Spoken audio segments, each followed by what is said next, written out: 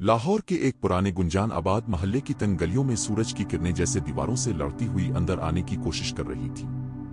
چھت پر ایک پتلے سے بدن والا نوجوان حمزہ ایک پرانی کتاب کو غور سے پڑھ رہا تھا۔ کتاب کی جلد پر دھول جمی ہوئی تھی، لیکن اس کے چہرے پر ایک عجیب سی چمک تھی۔ وہ غربت کے بوجھ تلے دبا ضرور تھا، مگر اس کی آنکھوں میں خوابوں کا ایک پورا جہاں آباد تھا۔ امی میں ایک دن بہت بڑا ماہر تعمیرات بنوں گا، ایسا ماہر جو پل بناتا ہے، جو لوگوں کو ایک دوسرے سے جوڑتا ہے۔ ماں ہنسی، لیکن اس کی آنکھوں میں نمی چھپی ہوئی تھی۔ بیٹا اللہ کرے، لیکن پہلے تو اس ماں کا آٹا پورا ہو جائے۔ حمزہ نے سر جھکا لیا۔ یہ کوئی نئی بات نہ تھی، غربت اس کے در و دیوار پر لکھی جا چکی تھی، مگر وہ جانتا تھا کہ جو خواب دل سے نکلے وہ تقدیر بن جاتے ہیں۔ اسکول کے دن حمزہ کے لیے نہایت سخت تھے۔ وہ دن کو پڑھتا، شام کو ایک استاد کے پاس چھوٹے بچوں کو پڑھاتا اور رات گئے اپنے خوابوں کی طرف لوٹتا۔ دوست اکثر مذاق الفاڑتی، رکشے والے کا بیٹا بنے گا بڑا ماہر، زیادہ نہ الفاڑ، زمین پر رہ۔ حمزہ خاموش رہتا، لیکن اس کے اندر ایک چنگاری سلگ رہی تھی۔ اس نے کمرے کی دیوار پر قائد اعظم کی تصویر لگا رکھی تھی۔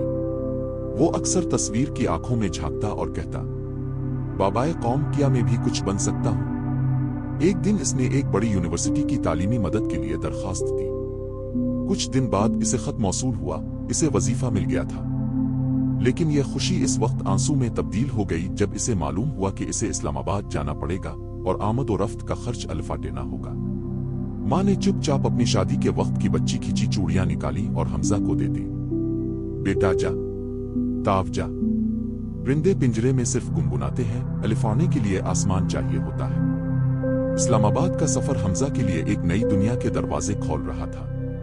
وہاں سب کچھ نیا تھا، لوگ، رہن سہن، بول چال، ماحول، اور ایک اجنبیت جو ہر رات اسے اپنے کمرے کی چھت تلے تنہا روتی آنکھوں کے ساتھ چھوڑ جاتی۔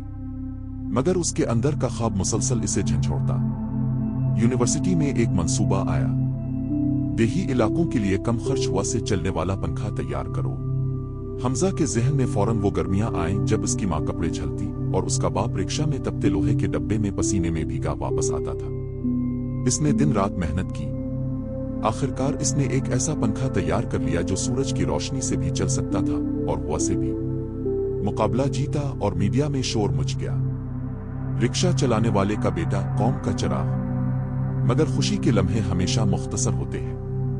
جس دن اسے ایک بڑے سرمایہ دار سے ملاقات کے لیے جانا تھا، اسی دن اس کے پاس ایک فون آیا۔ اب کے والد کا حادثہ ہو گیا ہے، حالت نازک ہے۔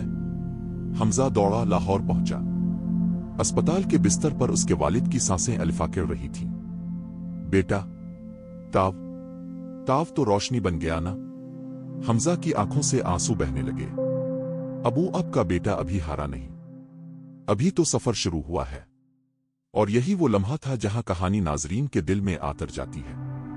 دوسرا حصہ لازمی دیکھیں، امید کا ستارہ، جس میں حمزہ صرف خود نہیں بدلتا بلکہ دوسروں کی زندگی میں بھی روشنی لے کر آتا ہے۔